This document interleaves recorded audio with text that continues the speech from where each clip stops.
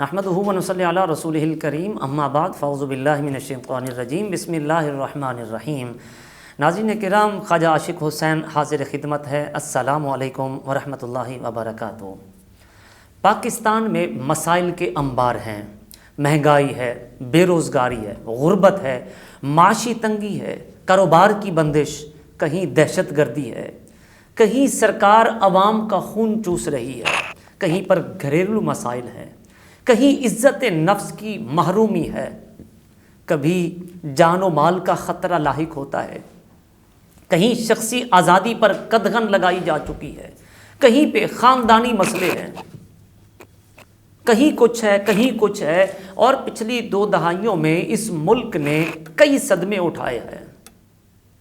کئی جمع سال لاشوں میں بدل کر اپنے خاندان میں کبھی نہ پر ہونے والا خلا چھوڑ گئے ہیں۔ دہشت گردی میں 1 لاکھ سے زائد افراد مارے گئے ہیں۔ معذور ہونے والوں میں لاکھوں لوگ ہیں جو چارپائیوں پر دوسروں کے محتاج بنے پڑے ہیں۔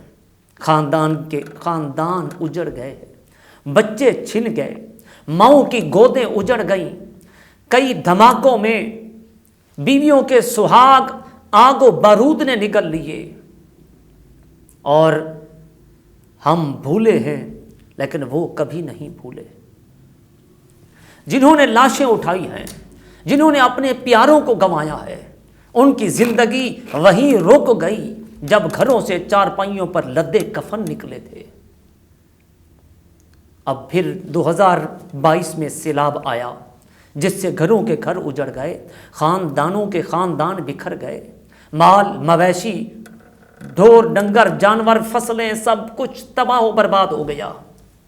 تصور کیجئے آپ کل اٹھیں اور آپ کا گھر ہی نہ ہو، آپ کہاں جائیں گے؟ اگر خوش قسمت ہوئے تو کسی رشتہ دار کے ہاں، مگر وہ بھی اگر بے گھر ہے تو پھر کہاں جائیں گے؟ کل تک جو آپ عزت و احترام سے اپنے گھر کا خرچ چلاتے تھے، کسی کے محتاج نہیں تھے، آج سڑک پر ہیں، اور محض چند روپے کی خاطر آپ کی عزت نفس کو اگر جو ہے وہ داؤ پہ لگا دیا جائے تو اس میں قصور کس کا ہے؟ آپ کا قصور اس میں کیا تھا؟ اور پھر اس کمر توڑ مہنگائی نے رہی صحیح کسر بھی متوسط طبقے کی کمر توڑ کر رکھ دی۔ پچھلے 3-4 سالوں میں پاکستانی روپیے کی قیمت ڈالر کے مقابلے میں تقریباً آدھی رہ گئی۔ یعنی وہ ملک جس کے پاس صرف پیسہ جائیداد تھی وہ سب آدھی رہ گئی، باقی کسر مہنگائی نے پوری کر دی۔ متوسط طبقہ اب روزمرہ کی بنیادی ضروریات بھی مشکل سے پوری کر رہا ہے۔ یہ سوچتے ہوئے رونگٹے کھڑے ہو جاتے ہیں کہ 4 سے 5 افراد کا ایک اوسط خاندان محض چند ہزار روپے میں کیسے مہینے کا خرچ چلاتا ہوگا۔ جو سفید پوش تھے اور جن کا بھرم تھا، آج وہ بھی غربت کے ہاتھوں مانگنے پر مجبور ہو گئے ہیں۔ یہ سب کچھ ہمارے ملک میں ہر روز ہمارے ارد گرد ہو رہا ہے۔ ہر شخص ایک جنگ لڑ رہا ہے اپنے آپ سے، اپنے معاشرے سے، اپنی زندگی سے، اور سب سے بڑا ظلم یہ ہے کہ معاشرے کی ناانصافیوں میں اسے راہ دکھلانے کی بجائے کوئی الٹا اس کا ہاتھ کھینچنے والے، گڑھے میں دھکیلنے والے ہی لوگ مل رہے ہیں۔ رومی سلطنت کی طرح اشرافیہ نے عوام کی توجہ ہٹانے کے لیے جگہ جگہ سرکس لگا رکھے ہیں کہ جو ہے طرح طرح سے منورنجن جاری ہے، عوام غم بھلانے کے لیے سرکس دیکھے، مگر یہ بے حسی آخر کب تک؟ یہ جھوٹے وعدے، جھوٹے لیڈر، جھوٹی باتیں کب تک؟ اب اس سارے گورکھ دھندے میں عام آدمی جو ہے وہ پستا چلا جا رہا ہے۔ ڈاکٹر حفیظ الحسن نے بہت خوبصورت بات کہی تھی کہ وہ عام آدمی جائے تو کہاں جائے، کون اس کا پرسان حال کرے، کس سے اپنے وچھوڑے کا حال بیان کرے؟ نتیجتاً وہ گالیاں دیتا ہے، اپنے بتوں کے خلاف ہرزہ سرائی کرتا ہے، وہ غصہ کرتا ہے، برداشت کی بجائے تشدد کرتا ہے۔ سب یہ نفسیاتی مسائل، کسی نفسیاتی مسائل کی علامات ہیں جو کسی بھی بیمار معاشرے کا پتہ دیتی ہے کہ جب ایک آدمی معاشرے میں نفسیاتی مسائل پر، ہمارے معاشرے میں عمومی طور پر بات نہیں کی جاتی، لوگ اندر ہی اندر گھٹن کا شکار ہو کر مر جاتے ہیں اور چلتی پھرتی زندہ لاشیں ہوتی ہیں جو بظاہر چل پھر رہی ہوتی ہے۔ اندر کا دکھ کس کا کتنا ہے کوئی پوچھنے والا نہیں۔ باہر کے ممالک میں تو لوگ نفسیاتی مسائل کے لیے کسی ماہر نفسیات کے پاس چلے جاتے ہیں، ہمارے ہاں یہ سہولت بھی میسر نہیں ہے، اور اگر غریب کوئی جائے تو بیچارہ کہاں جائے؟ آگے جو ڈاکٹر حضرات ہیں وہ بھی چھریاں کھلا کر بیٹھے ہیں، وہ بھی انتظار میں بیٹھے ہیں کہ کب کوئی غریب آئے اور ہزاروں روپے اور اس سے پھر فیس لینی ہے، اور پھر جن کمپنیوں کا کمیشن لینا ہے ان کمپنیوں کی ادویات لکھ کر دینی ہے۔ ایسے ماحول میں غریب تو اولاً جا نہیں سکتا، اگر جائے بھی صحیح تو پھر وہ ادویات خریدنے کی صلاحیت نہیں رکھتا۔ ہمارے ہاں یہ ہے کہ البتہ لوگ مذہب کا سہارا لیتے ہیں، معاشروں میں مزید شدت پسندی جب بڑھنے لگتی ہے تو آخر ایک مذہب ہی ہے جو امید دیتا ہے، جو سہارا دیتا ہے کہ کوئی بات نہیں، حالات ٹھیک ہو جائیں گے، حالات بہتر ہو جائیں گے۔ اور اگر اس دنیا میں بھی ٹھیک نہیں ہوں گے تو مرنے کے بعد کم از کم پھر تو سکون ملے گا، قبر میں تو سکون ملے گا۔ یہ ہمیں مذہب سکھاتا ہے کہ صبر سے کام لیجئے، شکوہ مت کیجئے، ہر حال میں خوش رہنا سیکھیے۔ انفرادی سطح پر اس لیے مسئلہ کوئی نہیں ہوتا کہ اس سے جس مذہب سے امید رکھے، مسئلہ تب آتا ہے جب حکمران عوام کی اس کمزوری سے فائدہ اٹھاتے ہوئے وہ مذہب کا استعمال کر کے اپنی نااہلی کو چھپاتے ہیں۔ ملک کی مینجمنٹ ٹھیک نہیں ہو رہی، معیشت کو سہارا نہیں دیا جا رہا، اگر معاشی طور پر ملک کی جو بنیادیں ہیں ان کو مضبوط نہیں کیا جا رہا تو بجائے اپنی پلاننگ کی ناکامی کے الٹا کہہ دینا کہ بس حالات ہی ایسے، اللہ کا کرنا ایسا ہے۔ بڑے افسوس کی بات ہے، اللہ نے تمہیں ارباب اختیار کس لیے بنایا ہے؟ جب یہ دہشت گردی میں لوگ مرتے ہیں تو ریاست بجائے اپنی اہلی کو چھپانے کے وہ جان و مال کی حفاظت نہیں کر سکتی، تو بجائے اس کے کہ اس کی پوچھ گچھ نہ ہو، اس کا مواخذہ نہ ہو، لوگ اس سے جواب نہ طلب کریں، الٹا وہ شہادت کا دلاسا دے کر اور اس کا ورثاء کو یہ دلاسا دیتی ہے کہ کوئی نجی شہادت کا جذبہ لے کر نکلا تھا، یعنی مرنے والا شہادت کا جذبہ گھر سے لے کر نکلا تھا، وہ مرنے کے لیے گھر سے باہر نکلا تھا۔ کچھ شرم آنی چاہیے، ایک کسی کا گھر اجڑ گیا ہے اور جنت کے ٹکٹ تم اپنی نااہلی چھپانے کے لیے ان کو بانٹتے پھرتے ہو۔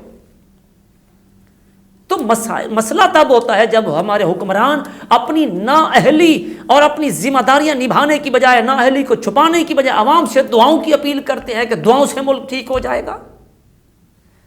کئی بہروپیے ٹی وی سکرین پر آ کر شربت و گھی سے اشتہار میں بیٹھی ہوئی وہ سجی ہوئی جناب طرح طرح کے کھانوں میں سحر و افطار کی میزوں پر آ کر رمضان میں گڑ گڑاتے ہیں کہ یا اللہ ملک کے حالات بدلیں، یا اللہ ملک کے حالات بدل دے۔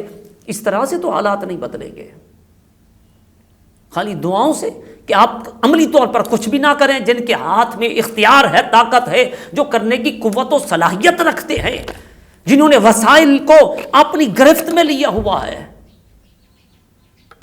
سانپ کی طرح تمام وسائل پر جو ہے وہ کوڑھا مار کے اگر بیٹھے ہیں اور عوام پر مسلط ہیں اور عوام کو کہیں کہ بدلے میں جناب آپ دعائیں کرتے رہیے، یہ کب تک یہ چورن بیچ کر اپنی جیبیں گرم کرتے رہیں گے؟ اور ان کے حالات تو ضرور بدلے ہیں مگر ملک کے حالات نہیں بدلیں گے۔ ترقی یافتہ ممالک میں معاشروں کو ٹھیک کرنے کے لیے دعاؤں کو چونکہ ہیں وہ انگریز ہیں، کچھ غیر مسلم ہیں، کچھ خدا کی ذات کے بھی منکر ہیں، وہ دعاؤں پر یقین ہی نہیں رکھتے، لیکن جب تک اپنا کام وہ ایمانداری اور دیانتداری سے نہیں کر لیتے، وہ ملک کے ساتھ بھی چلتے ہیں تو ایمانداری کے ساتھ چلتے ہیں، وہ نو سر و بازاری یہ اس طرح عوام کو جو ہے وہ بہلاتے نہیں ہیں، اصل مسائل حل کرنے کی طرف توجہ دیتے ہیں۔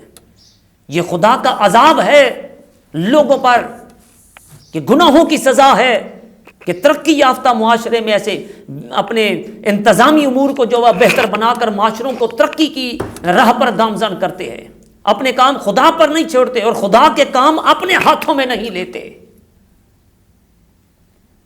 ہم جو خدا کے کرنے کے کام ہیں وہ خود کرنا چاہ رہے ہیں۔ بھئی خدا کا کام ایک شلوار کے ٹخنوں کی اونچائی ماپنا نہیں ہے، رب کو اس سے کوئی دلچسپی نہیں ہے کہ آپ روزہ 10 منٹ پہلے کھولتے ہیں یا بعد میں کھولتے ہیں، اسے بس اس چیز سے غرض ہے کہ انسانوں کی طرح رہتے ہیں یا نہیں رہتے، آپ کے اندر انسانیت ہے یا نہیں ہے۔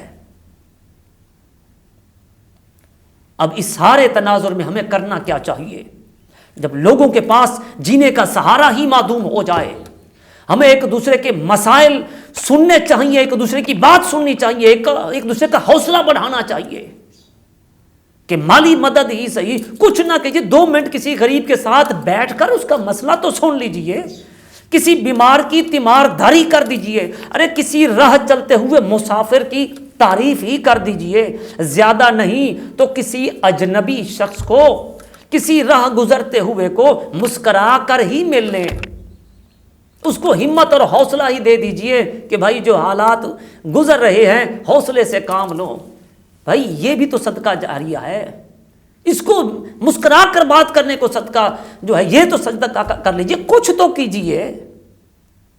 اب ہم بھی حکمرانوں کو کوسنے کی بجائے، اپنی برائیوں اور غلطیوں کو دیکھنے کی بجائے ہم ہر وقت نفرتیں بانٹتے پھریں، ہم ہر وقت لوگوں میں دکھ و پریشانیاں سناتے دوسروں کو پریشان کرتے پھریں، تو اس سے تو مسئلے حل ہونے والے نہیں ہیں۔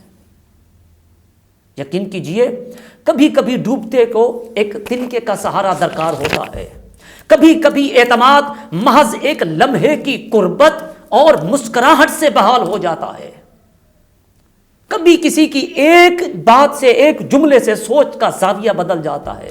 انسان کو اور کیا چاہیے سوائے اس تعلق کے کہ کوئی اس کی پرواہ کرتا ہے یا نہیں؟ یہ عارضی ہی صحیح بھلے طور پر کوئی کسی کی عارضی طور پہ سہارا دے دینا، کسی کی پرواہ کر لینا، کسی کے حال پوچھ لینا، وہ بھی بے وقت نہیں ہوتا۔ تو ایک دوسرے کے لیے آسانیاں پیدا کیجئے، کوشش کیجئے کہ ایک دوسرے کی عزت نفس بحال رکھیں۔ ہر شخص اس دنیا میں ایک زندگی کی جنگ لڑ رہا ہے، انسانیت کا تقاضا یہی ہے کہ زندگی میں اس کی اندرونی اور بیرونی جنگ میں اس کی مدد کی جائے۔ مدد نہیں کر سکتے تو رکاوٹیں مت پیدا کیجئے، راستے سے ہٹ جائیں۔ جو اگر غریب خون پسینہ ایک کر کے محنت مزدوری کر رہا ہے، اس کو ہدف تنقید بنانے حوصلہ افزائی نہیں کر سکتے تو اس کو تنقید بھی مت کیجئے۔ انسانیت کی یہی معراج ہے، انسان دوست معاشرے بنانے میں اپنا کردار ادا کیجئے، اور یہ معاشرے تب ہی بن سکتے ہیں جب ہم اپنے ارد گرد کے لوگوں کو اپنی طرح کا انسان سمجھیں گے اور ان کے دکھ درد کو جانیں گے، سمجھیں گے، تو لوگوں کے لیے بھلائی کا ذریعہ بننے جی جتنے عرصے تک کر سکتے ہیں، جتنے طریقوں سے کر سکتے ہیں اور جتنا وسائل کے ساتھ کر سکتے ہیں، ضرور دوسروں کو سہارا دیجئے۔ لوگ مردے کو کندھا دینا تو ثواب سمجھتے ہیں، مگر زندہ آدمی کو سہارا دینا ثواب کوئی نہیں سمجھتا۔ مر جائے باپ تو کلخانی پر 50-50 100-100 دیگیں ہزاروں روپے لاکھوں روپے تک خرچ کر دینے کے لیے تیار ہیں۔ زندہ ہے اور وہ زندگی موت کی کشمکش میں ہے، اس کی دوائی کے لیے اس کو 1-2 ہزار دینے کو تیار نہیں ہوتے۔ لہٰذا لوگوں کے لیے خوشیوں اور مسرتوں کا سامان کیجیے، خود بھی خوش رہیں اور دوسروں کو بھی خوش رکھیں۔ اسی کے ساتھ ہی خواجہ عاشق حسین کو اجازت دیجیے۔ اللہ تعالی ہم سب کا حامی و ناصر ہو۔ السلام علیکم ورحمۃ اللہ وبرکاتہ۔